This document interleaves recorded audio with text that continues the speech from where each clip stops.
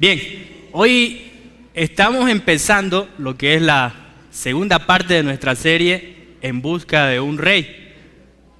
Si recordamos, la primera parte está basada en lo que es el primer libro de Samuel.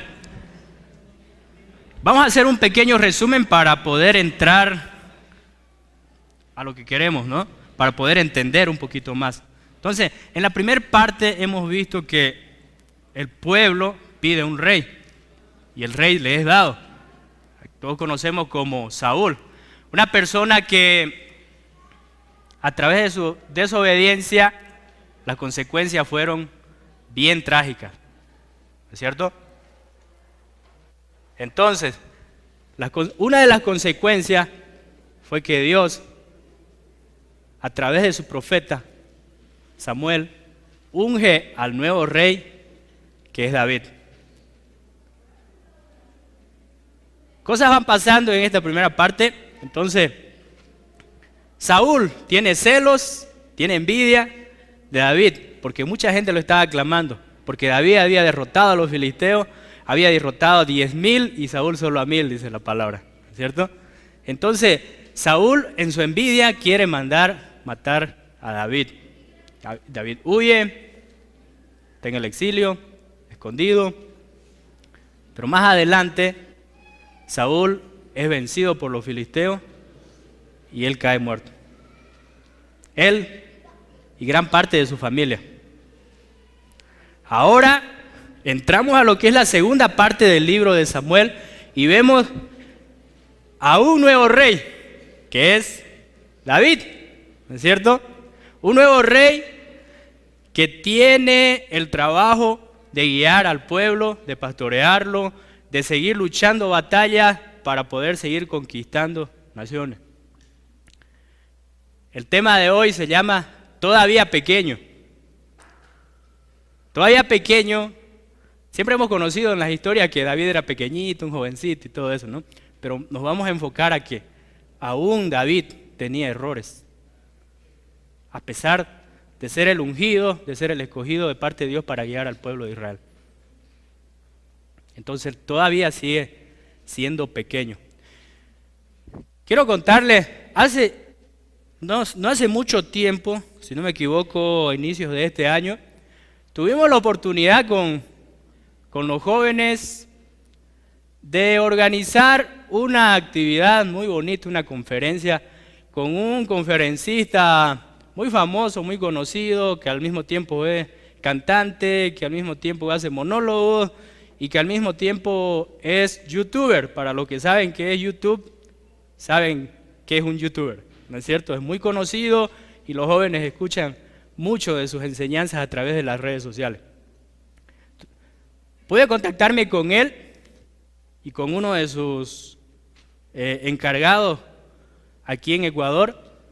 Resulta que para que él venga a Loja a dar la conferencia, el primer requisito era depositar en una cuenta del Banco Pichincha $5,000. ¿Ya? Otro requisito, como cualquier otro artista, es que se le pague el hotel, que se le pague la comida. Este señor pedía que también le pongamos un carro con chofer, ¿no? Y que en el hotel le sirvamos ciertas comidas porque él no comía alguna. Y yo me pongo a pensar, ¿será que nosotros como hijos de Dios estamos haciendo las cosas bien o estamos haciendo las cosas mal? ¿Estamos haciendo las cosas conforme a lo que la palabra de Dios dice? ¿O las estamos haciendo a nuestra manera? Hacemos como nosotros queremos. Miren lo que dice en 1 Corintios 9:18. Palabras del apóstol Pablo. ¿Cuál es entonces mi recompensa? Pues que al predicar el evangelio pueda presentarlo, ¿qué? Gratuitamente, sin hacer valer mi derecho. ¿Realmente estamos haciendo las cosas como la palabra de Dios dice? Yo me lo imagino si estuviera vivo el apóstol Pablo, Pedro o alguno de los apóstoles y viniera de visita a Loja y ponemos propaganda por todos lados y decimos, el apóstol Pablo se va a presentar en Semilla de Mostaza. La entrada cuesta $50. ¿Qué creen ustedes que iba a pasar? ¿Creen que el apóstol Pablo iba a estar contento con eso? Wow. Hoy en día vemos muchos cantantes cristianos, predicadores, que primero negocian, ¿no? O tal vez una persona esté encargada de negociar lo que van a hacer, donde se van a presentar. Muchas veces es necesario honrar a esa persona, ¿no? Con una ofrenda o con algo, pero que la intención en nuestro corazón no sea esa, no sea llenarnos de dinero o servirnos a nosotros mismos, porque Dios no nos envió a servirnos a nosotros. Somos herramientas de Dios y estamos aquí para servir a los demás y para hacer luz en medio de las tinieblas, para que otros puedan conocer de su palabra. Quiero que veamos en 2 Samuel, todo el capítulo lo voy a leer así rapidito, largo. Vamos a ver esta historia. Ahora el nuevo rey David. Vamos a ver cómo lo relata el autor de este libro. Una vez más, David reunió los 30 batallones, 30,000 personas por si acaso, para los que saben de batallones, 30 batallones de soldados escogidos de Israel, y con todo su ejército partió hacia Balá de Judá para trasladar de allí el arca de Dios, sobre la que se invoca su nombre, el nombre del Señor Todopoderoso que reina entre los querubines. Colocaron el arca de Dios en una carreta nueva y se la llevaron de la casa de Abinadab, que estaba situada en una colina. Usa y Agío, hijos de Abinadab, guiaban la carreta nueva que llevaba el arca de Dios. Agío iba delante del arca mientras David y todo el pueblo de Israel danzaban ante el Señor con gran entusiasmo y cantaban al son de arpas, liras, panderetas, sistros y címbalos. Al llegar a la parcela de Nacón, los bueyes tropezaron, pero Usa, extendiendo las manos, sostuvo el arca de Dios. Entonces la ira del Señor se encendió contra Usa por su atrevimiento y lo hirió de muerte ahí mismo. De modo que Usa cayó fulminado junto al arca. Verso 8. David se enojó porque el Señor había matado a Usa, así que llamó a aquel lugar Pérez Usa, nombre que conserva hasta el día de hoy. Aquel día David se sintió temeroso del Señor y exclamó: es mejor que no me lleve el arca del Señor. Y como ya no quería llevarse el arca del Señor a la ciudad de David, ordenó que la trasladaran a la casa de Obed-Edom, oriundo de Gat. Fue así como el arca del Señor permaneció 3 meses en la casa de Obed-Edom de Gat, y el Señor lo bendijo a él y a toda su familia. Verso 12. En cuanto le contaron al rey David que por su causa el arca del Señor había bendecido a la familia de Obed-Edom y a toda su hacienda, David fue a la casa de Obed-Edom y en medio de gran algarabía trasladó el arca de Dios a la ciudad de David. Apenas habían avanzado 6 pasos los que llevaban el arca cuando David sacrificó un toro y un ternero engordado. Verso 14. Vestido tan solo con un efod de lino, se puso a bailar ante el Señor con gran entusiasmo. Así que entre vítores y al son de cuernos de carnero, David y todo el pueblo de Israel llevaban el arca del Señor. Sucedió que al entrar el arca del Señor a la ciudad de David, Mical, hija de Saúl, se asomó a la ventana y cuando vio que el rey David estaba saltando y bailando delante del Señor, sintió por él un profundo desprecio.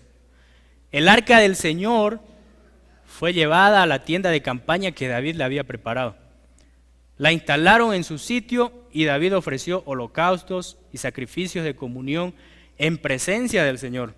Después de ofrecer los holocaustos y los sacrificios de comunión, David bendijo al pueblo en el nombre del Señor Todopoderoso y a cada uno de los israelitas que estaban allí congregados, que eran una multitud de hombres y mujeres, les repartió pan, una torta de dátiles y una torta de uvas pasas. Después de eso, todos regresaron a sus casas.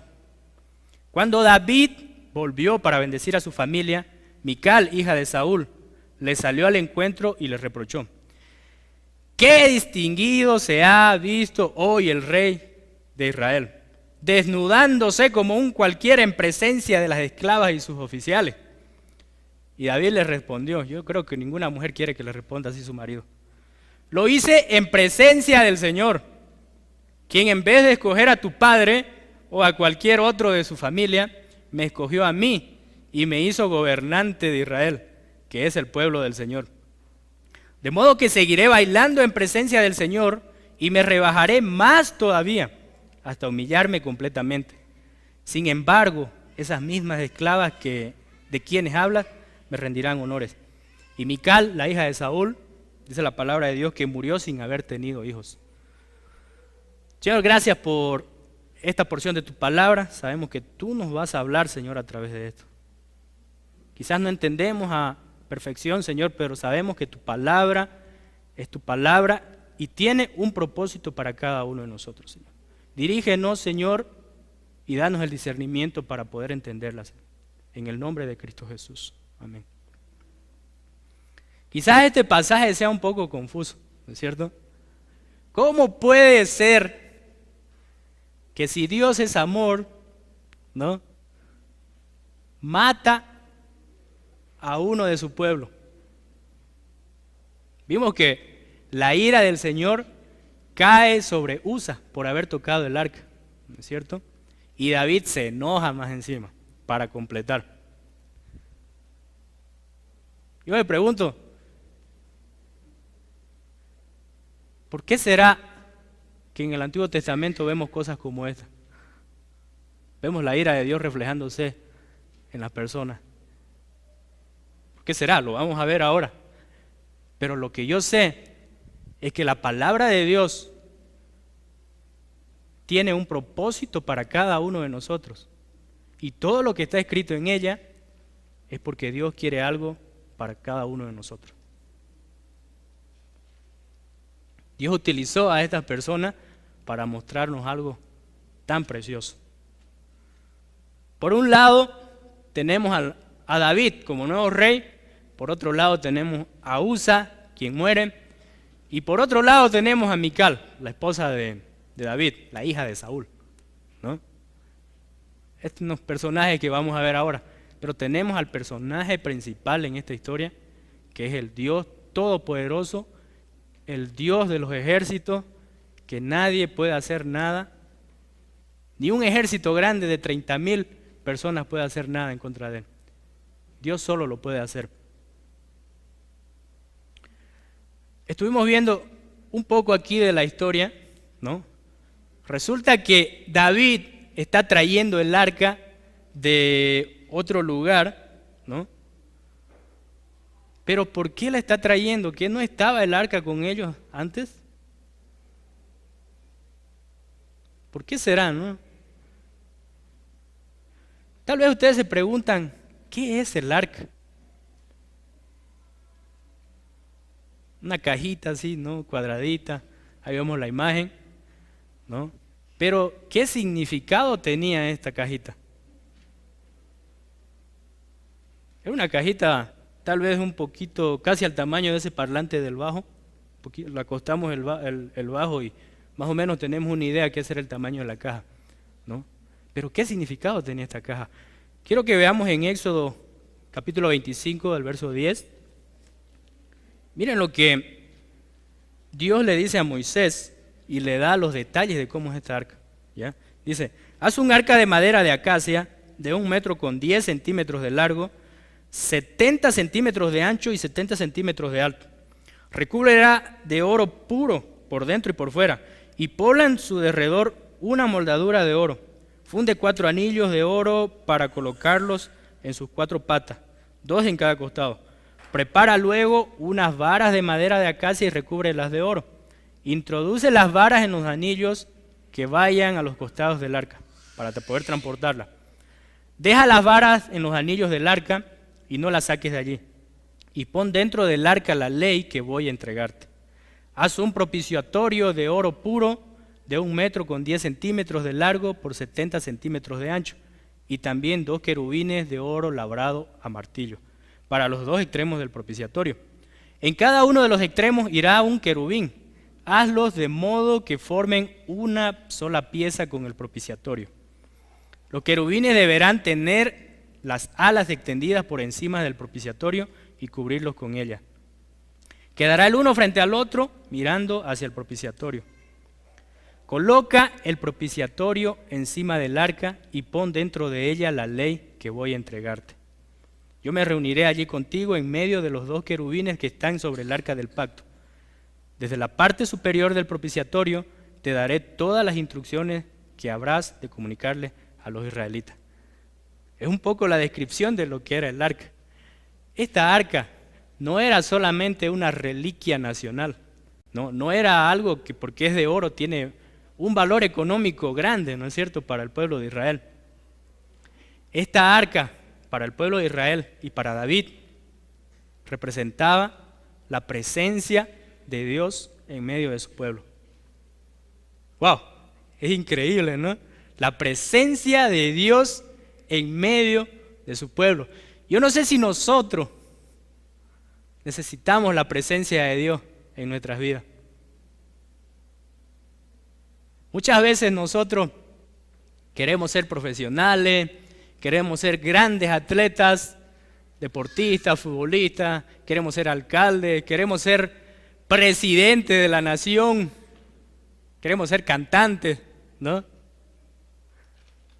Pero siempre va a haber un vacío que nada lo puede llenar. Así alcancemos todos nuestros logros. Y ese vacío lo puede llenar Jesucristo en nuestras vidas. La presencia de Dios en nuestras vidas, a través de su Espíritu Santo. Miren lo que dice en el verso 2 de 2 de Samuel, capítulo 6. Con todo su ejército partió hacia Balá de Judá para trasladar de allí el arca de Dios. Imagínense, eran 30,000 personas trasladando una cajita sobre la que se invoca su nombre, el nombre del Señor Todopoderoso. Esa palabra me fascina, que reina entre los querubines. ¡Wow! El arca representaba la presencia del verdadero Señor Todopoderoso de Israel. Un detalle que no debemos descuidar en el verso 1 es que el autor nombra a David como David, no dice el rey David. No sé si lo notan ahí, si lo pueden leer. Solo dice David, ¿no? Aún era pequeño, aún tenía errores. Y vamos a ver los errores que cometió David y las consecuencias de sus errores. Y en las próximas prédicas vamos a ver más errores de David, que las consecuencias fueron catastróficas. Miren lo que pasa, el por qué David, como les decía hace rato, por qué David trasladó el arca desde Balá de Judá hacia la ahora llamada ciudad de David, Jerusalén, ¿no? ¿Por qué la trasladó? Todo empieza mucho más antes de que David haya nacido. Veamos en 1 de Samuel, no sé si recuerdan, el capítulo 4, para los que estuvieron haciendo el estudio tal vez lo recuerden. 1 de Samuel 4:1 dice: la palabra de Samuel llegó a todo el pueblo de Israel. En aquellos días los israelitas salieron a enfrentarse con los filisteos y acamparon cerca de Benezer. Los filisteos que habían acampado en Afec desplegaron sus tropas para atacar a los israelitas. Se entabló la batalla y los filisteos derrotaron a los israelitas, matando en el campo a unos 4,000 de ellos. Cuando el ejército regresó al campamento, los ancianos de Israel dijeron: ¿por qué nos ha derrotado hoy el Señor por medio de los filisteos? Miren lo que quieren hacer los israelitas. Traigamos el arca del pacto del Señor que está en Silo, para que nos acompañe y nos salve del poder de nuestros enemigos. ¿Qué decían los israelitas? Traigamos nuestro amuleto de la buena suerte.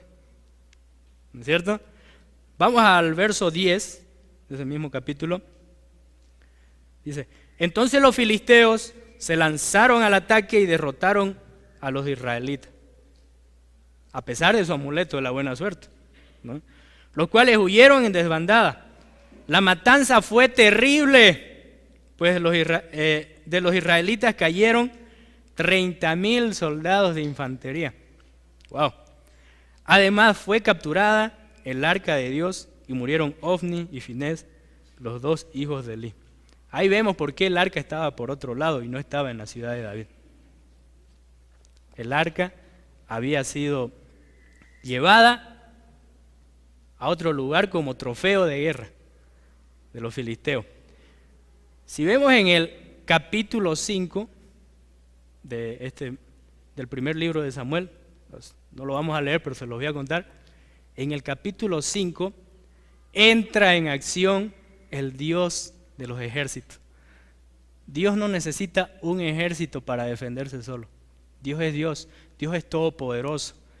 Dice la palabra que Dios es santo, santo, santo, 3 veces santo. Su santidad nosotros no la podemos comprender y no la podemos aguantar. Podemos caer muertos ante su santidad. Cuando el arca fue llevada por los filisteos como trofeo de guerra a su ciudad, dice que tan solo cuando los filisteos miraron el arca, cayeron muertos 50,000 filisteos, de una sola. Que donde era llevada el arca, a cualquier ciudad que era llevada, porque ya casi nadie la quería en ninguna ciudad de los filisteos, llegaban pestes, llegaban enfermedades, la gente moría. Y entonces los filisteos se estaban dando cuenta de que el verdadero Dios de Israel era el Dios de los ejércitos y que nadie podía contra él. Dice que la estatua del dios Agón de los filisteos amanecía todos los días tirada en el piso, postrada ante el arca, ante la presencia de Dios. Todos los días. Incluso una de esas amaneció sin manos y sin cabeza, la estatua. Dios no necesita que nosotros le ayudemos para que Él manifieste su gloria. Amén. Y así fue como sucedió que el arca estuvo en el exilio. Y por eso el rey David decide traerla ahora que él es el nuevo rey y que está en momentos de victoria y ha ganado un montón de batallas, ¿no? Decide traer el arca. Lo que dice en el verso 1, vamos a leer. Una vez más David reunió los 30 batallones, es decir, los 30,000 soldados escogidos de Israel, y con todo su ejército partió hacia Balá de Judá para trasladar de allí el arca de Dios, sobre la que invoca su nombre, el nombre del Señor Todopoderoso que reina entre los querubines. Colocaron el arca de Dios en una carreta nueva, ojo, en una carreta, y se la llevaron a la casa de Abinadab, que estaba situada en una colina. Usa y Agío, hijos de Abinadab, guiaban la carreta nueva que llevaba el arca de Dios. Agío iba delante de él. David decidió trasladar el arca de la misma forma que los filisteos la habían trasladado para devolvérsela a los israelitas, en una carreta jalada por 2 bueyes, ¿no? Y David no hizo como la palabra de Dios dice que tenía que ser trasladada el arca, que los levitas tenían que trasladar caminando, cargada el arca en sus hombros, ¿no es cierto? Y haciendo un sacrificio cada 6 pasos. ¡Wow! Increíble, yo me imagino cómo sería eso, ¿no? David no hizo eso. David lo hizo a su antojo. Incluso David lo decidió por su propia cuenta. Él no le consultó a Dios. ¿Y cuál fue la consecuencia? Miren, veamos más adelante, verso 5. Mientras David y todo el pueblo de Israel danzaban ante el Señor con gran entusiasmo y cantaban al son de arpas, liras, panderetas, sistros y címbalos. No parece ser nada malo, ¿no? Todos están festejando, 30,000 personas danzando ahí, al son de instrumentos. El verso 6 dice, al llegar a la parcela de Nacón, los bueyes, esos bueyes que había puesto David con la carreta, tropezaron, pero Usa, extendiendo las manos, sostuvo el arca de Dios. Entonces la ira del Señor se encendió contra Usa por su atrevimiento y lo hirió de muerte ahí mismo. De modo que Usa cayó fulminado junto al arca. David se enojó, ojo, David se enojó, porque el Señor había matado a Usa. Así que llamó a aquel lugar Pérez Usa, nombre que conserva hasta el día de hoy. Wow, Dios hace caer su ira sobre Usa. Un israelita más, un judío más. ¿Por qué? Todos nos preguntamos por qué. Dice la palabra acá que David se enojó con Dios. ¿Pero por qué se enojó David? ¿De quién era la culpa? ¿Quién había trasladado el arca de la manera incorrecta? ¿Quién había hecho las cosas por sus propias decisiones? ¿Quién había hecho las cosas sin consultar primero lo que Dios dice en su palabra? ¿No nos parecemos muchas veces nosotros a David? ¿No es cierto? Hacemos las cosas a nuestra manera. Hay muchas filosofías que ahora se enseñan en los colegios, en las universidades. Y nosotros decimos, está bien, ¿no? Suenan bonitas a veces. Y nunca consultamos lo que dice la palabra de Dios realmente. La palabra de Dios es la autoridad para cada uno de nosotros como hijos de Dios.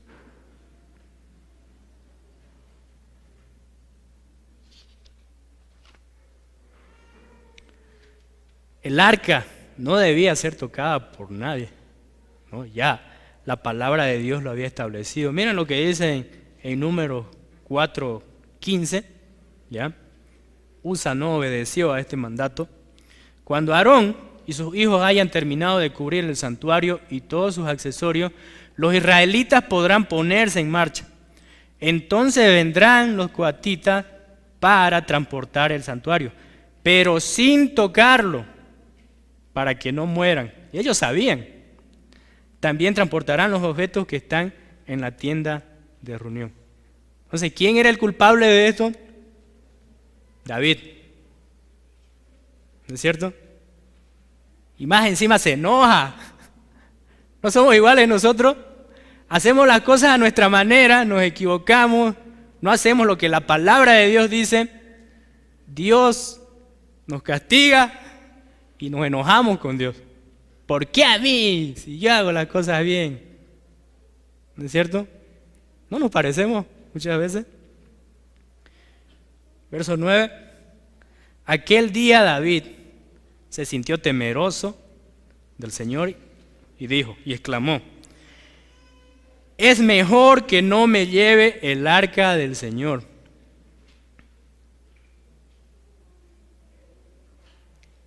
El temor de Jehová había llegado a David. David estaba temeroso de lo que podía hacer si hacía las cosas a su manera, ¿no es cierto?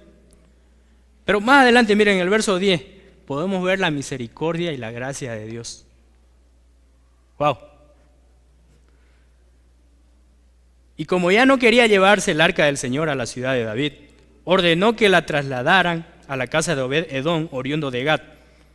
Así como el arca del Señor permaneció 3 meses en la casa de Obed-Edom de Gat, y el Señor lo bendijo a él y a toda su familia. En cuanto le contaron al rey David que por causa del arca del Señor había bendecido a la familia de Obed-Edom y toda su hacienda, David fue a la casa de Obed-Edom y en medio del gran algarabía trasladó el arca de Dios a la ciudad de David. Ahora, ¿qué pasa? Ahora David quiere hacer las cosas bien, ¿no es cierto? David va a trasladar el arca como estaba establecido en la palabra de Dios. Ahora podemos ver una alabanza que ante los ojos de Dios era hermosa, ¿no? Wow. Apenas habían avanzado 6 pasos los que llevaban el arca en el verso 13, cuando David sacrificó un toro y un ternero engordado. Vestido tan solo con un efod de lino, se puso a bailar ante el Señor con gran entusiasmo. Así que, entre vítores y al son de cuernos de carnero, David y todo el pueblo de Israel llevaban el arca del Señor. Ahora sí se armó la fiesta, ¿no? Ahora David estaba llevando el arca, la presencia de Dios, a su pueblo de la manera que estaba establecido en la palabra de Dios. Nosotros esperamos a veces que Dios nos dé el jalón de oreja para recién hacer las cosas bien, ¿no? ¿O me equivoco? Sucedió, verso 16, sucedió que al entrar el arca del Señor a la ciudad de David, Mical, vamos a ver otra parte de la historia, hija de Saúl, se asomó a la ventana y cuando vio que el rey David estaba saltando y bailando delante del Señor, sintió por él un profundo desprecio. ¡Wow! ¡Qué increíble!, ¿no? Yo no sé si han visto la película A Prueba de Fuego, creo que en inglés es Fireproof. No soy muy bueno en inglés, pero sí sé Fireproof, así, ¿no? Entonces, vemos que en esta película el bombero, ¿no es cierto? Es el héroe de la comunidad, el héroe de la ciudad, pero en su casa le espera Godzilla, ¿no? ¿No es cierto? Yo no sé si muchas veces nosotros somos así, podemos tener grandes logros, grandes cosas, pero en nuestro hogar lo tenemos descuidado.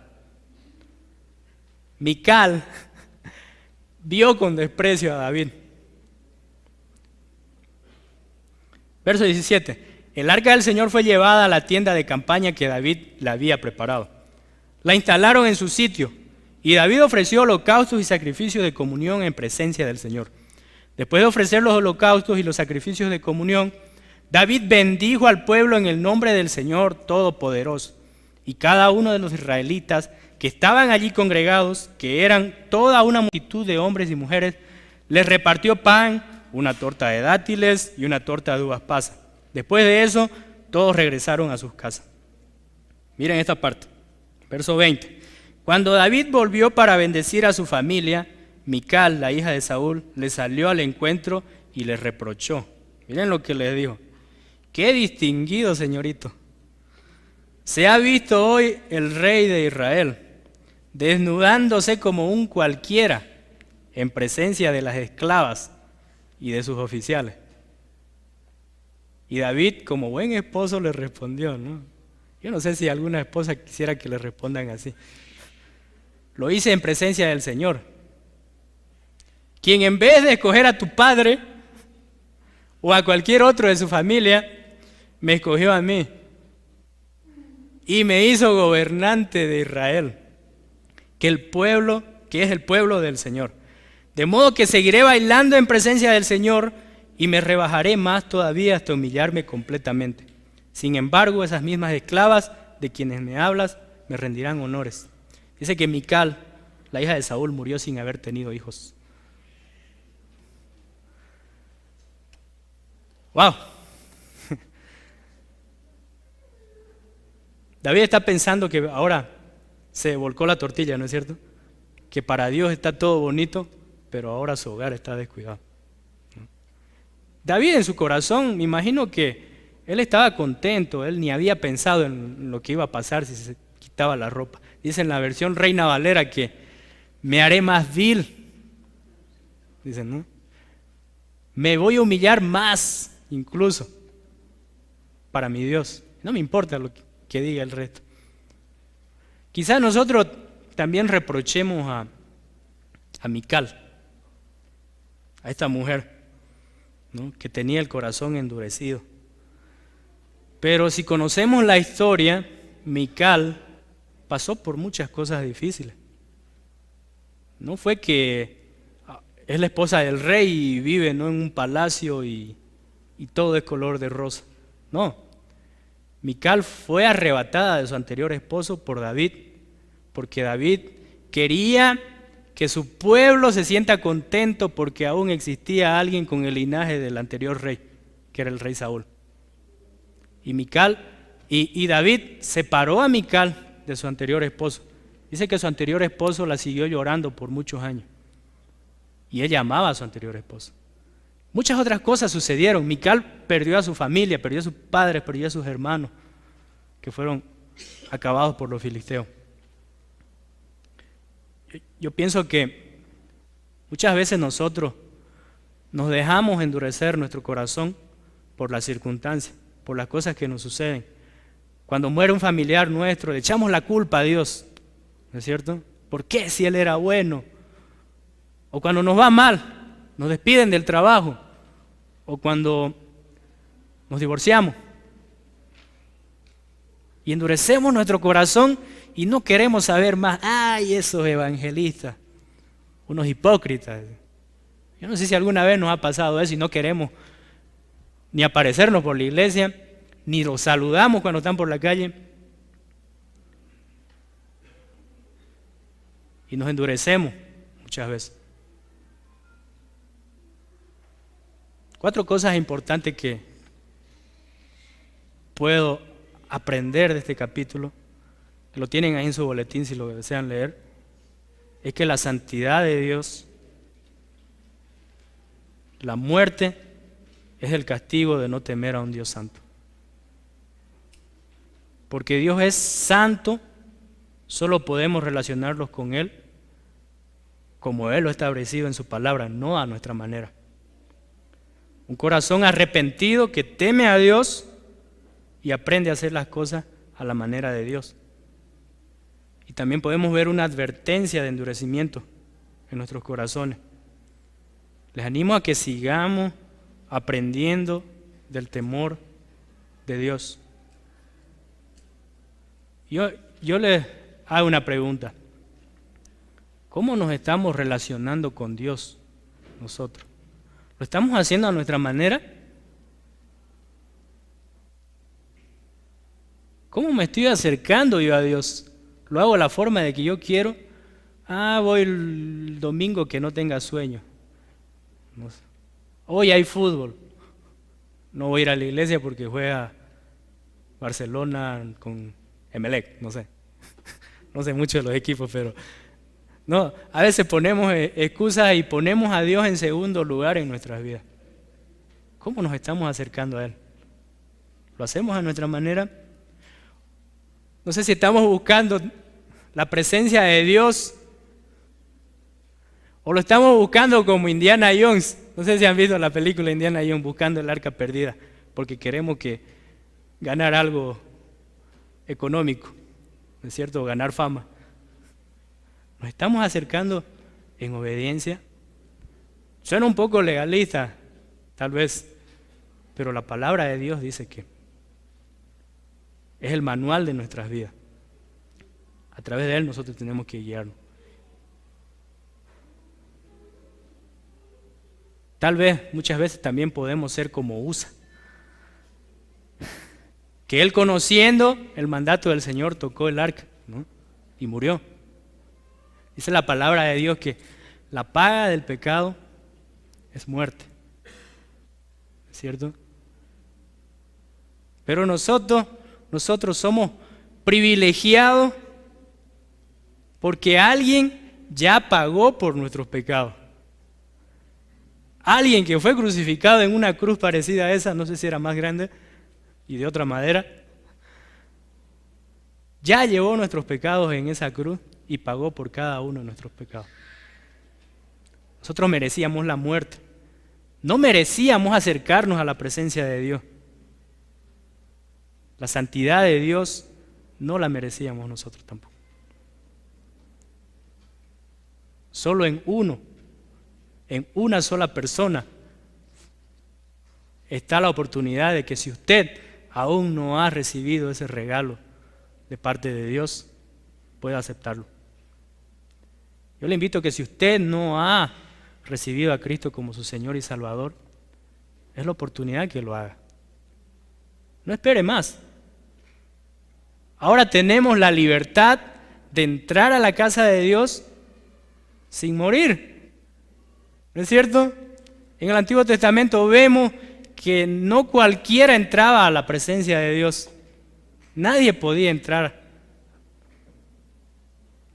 Tenía que sacrificar un corderito, tenía que ser amarrado y que de afuera alguien lo saque por si moría, entrar al lugar santo, al lugar santísimo y pagar por los pecados de todo el pueblo. Y se hacía una vez al año. tal vez más, no sé. Se hacía todas las veces. Ahora Cristo Jesús murió una vez y para siempre. No hay más. Él pagó por nuestros pecados una vez y para siempre. Y yo le doy la gloria a Dios por eso, porque Dios a mí me mostró ese regalo que tenía para mí. Y le invito a usted, si desea recibirlo en su corazón, que pueda orar y hacerlo sinceramente y entregárselo a Él. Vamos a orar.